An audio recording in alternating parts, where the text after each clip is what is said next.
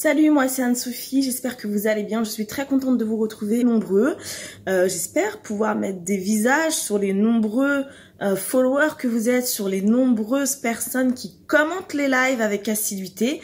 Ce sera l'occasion de venir vous exprimer, ce sera l'occasion de se retrouver autour d'un verre entre 13h et 20h et surtout, venez à l'heure.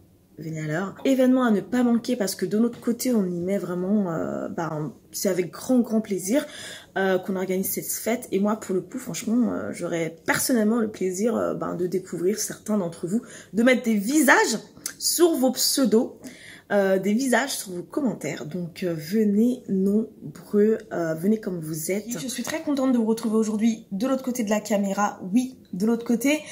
Parce que comme vous, je suis une followeuse de la chaîne YouTube Jean Sobayo. J'ai été conviée par Jean à rejoindre la préparation de la fête de l'amitié organisée par l'association Notre Bureau. Cette fête se tiendra entre 13h et 20h.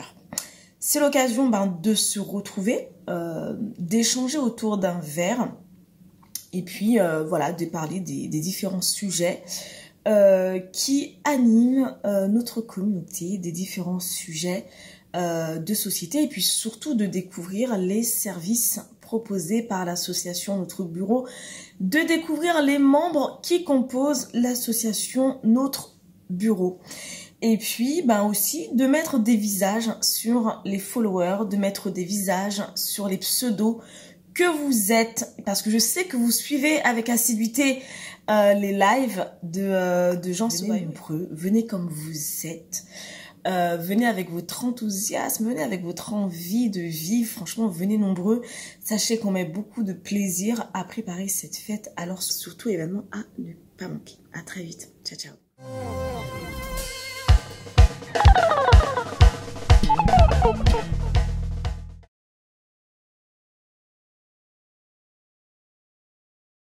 C'est parti. Super. Cher public, chers auditeurs, bienvenue sur notre chaîne Notre Bureau officiel.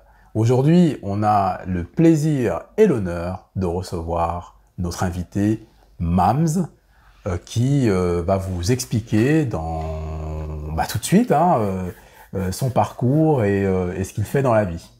Que fais-tu dans la vie, Mams, et quel est ton parcours ? Merci déjà pour l'invitation à Notre Bureau, dans mon bureau. Oui. Écoute, donc qu'est-ce que je fais? Alors comment je me définis surtout? Je suis un militant associatif, lobbyiste, et j'exerce une fonction politique maintenant, puisque je suis adjoint au maire en charge des sports et des Jeux Olympiques dans un arrondissement parisien, le 18e arrondissement pour le citer. C'est super, Mams. D'ailleurs, ça me fait penser à une question qui est très simple. Comment tu as fait pour te hisser à un tel niveau? Parce que maire adjoint, c'est pas donné à tout le monde. Écoute, effectivement, tu as raison quand tu dis que maire adjoint, c'est pas donné à tout le monde, et notamment dans Paris Intramuros.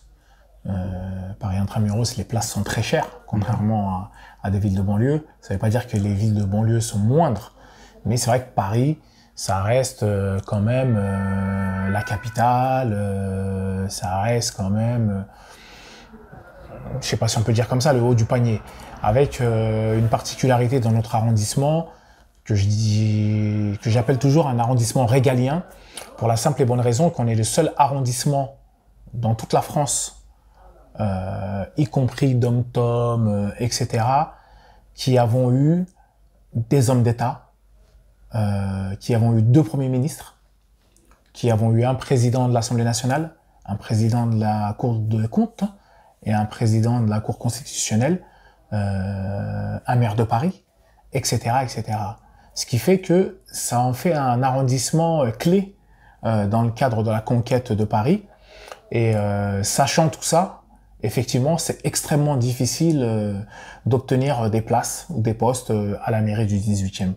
Et moi, ça a été un long combat. Ça a été d'abord un combat associatif dans un premier temps. Ensuite, ça a été un combat aussi politique parce que je m'étais déjà présenté il y a quelques années aux élections législatives. Et dernièrement, je me suis représenté aux élections législatives 2017 où là, je fais un bon score.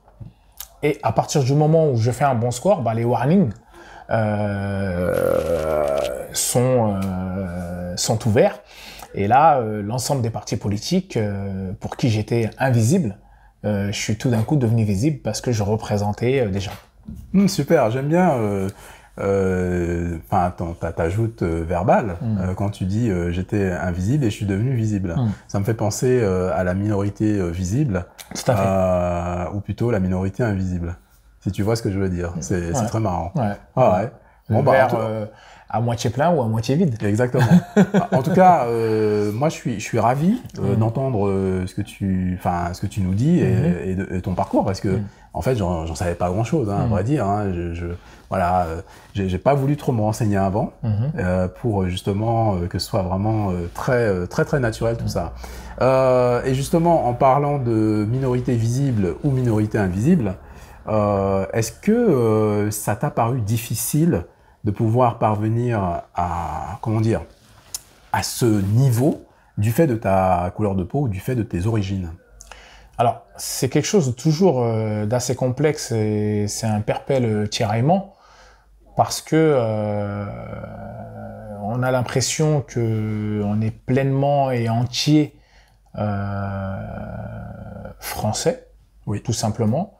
Et parfois, lorsqu'on se lance en politique ou lorsqu'on se lance dans certains métiers, lorsqu'on veut acquérir des marches supérieures, bah là, tout d'un coup, il y a un espèce de miroir qui arrive et qui te dit « Ah non, mais attention,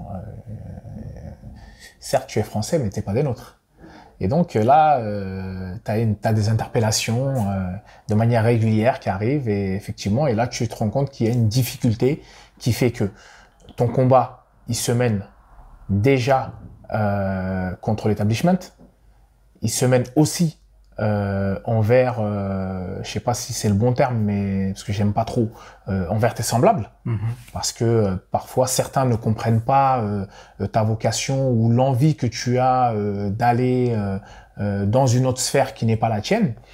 Et moi, je dis toujours, la chance que j'ai eue, c'est que j'ai eu une double culture assez forte. Là aujourd'hui, vous êtes à la Goutte d'Or. Où il y a une certaine représentation, hein. La Goutte d'Or, c'est Barbès, c'est Châteaurouge, et tout ça. Et à l'âge de 12 ans, moi, je quitte ma Goutte d'Or pour me retrouver dans la Sarthe, dans un patelin qui s'appelle La Flèche, de 25 000 habitants, où il y a un Prytanée militaire, où il y a 2 collèges uniquement. Et je me retrouve dans un collège où il y a 656 élèves. Et dans ces 656 élèves, il y a 6 enfants noirs, dont 5 adoptés. Oula, d'accord. Et moi qui arrive. Donc, finalement, je me rends compte que les Noirs qui étaient là-bas sont pas comme moi, parce que eux, ce sont des enfants adoptés. Ils ont eu une culture complètement à l'opposé de ce qui est la mienne. Moi, j'arrive quand même avec un enracinement fort, parce que j'ai la culture de mes parents, j'ai la culture de quartier, j'ai la culture de la Goutte d'Or, Paris intramuros. Et là, je me retrouve en province. Ouais, il y a rien. C'est un petit lieu.